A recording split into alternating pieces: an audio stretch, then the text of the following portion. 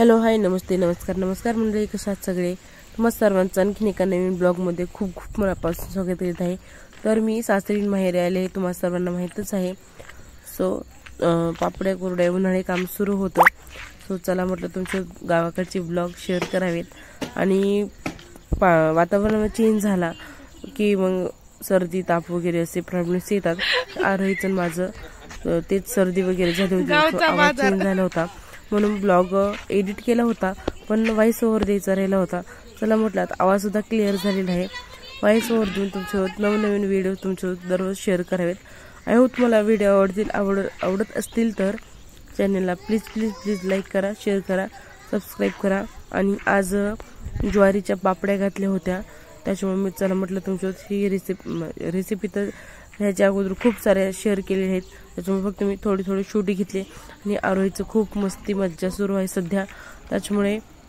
आणि वर्षातून एकदाच ज्वारीचा चीक खायला भेटतो, त्याच्यामुळे मी ॲटलिस्ट 2 ते 3 वर्ष झाले मी खाल्ला नव्हता, म्हणून 2 ते 3 वर्षातून मी फर्स्ट टाइम आता चीक खायला लागली होती. तर कोणाला ज्वारीचा चीक आवडतो खायला, सो ते सुद्धा कमेंटमध्ये सांगायला विसरू नका. चला तर मग ब्लॉगला सुरुवात करूयात. आणि नंतर संध्याकाळी म्हणजे 3, 3:30, 4 वाजता तुम्ही बघू शकता पापड्या. खूप ऊन पडते आता सध्याला, त्याच्यामुळे पापड्या लगेच वाळ्या होत्या. आणि म्हटलं मम्मी म्हटली चला आपण ते साईडला काढून घेऊ, म्हणजे उलटून घेऊ असं म्हणतात.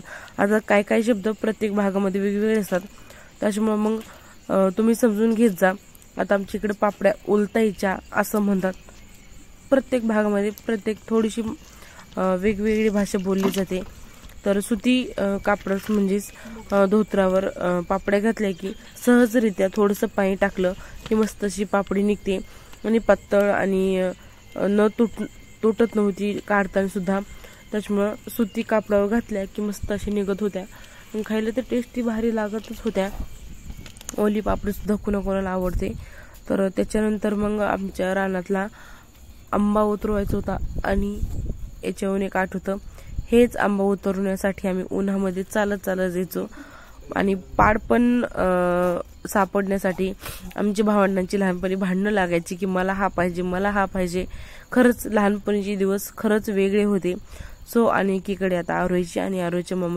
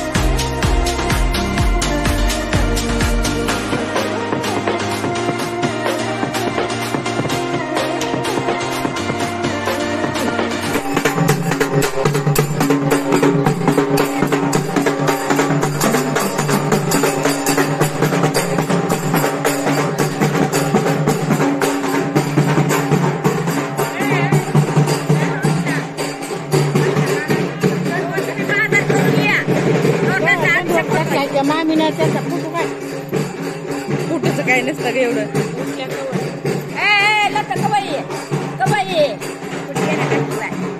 तिकडे गेल्या त्या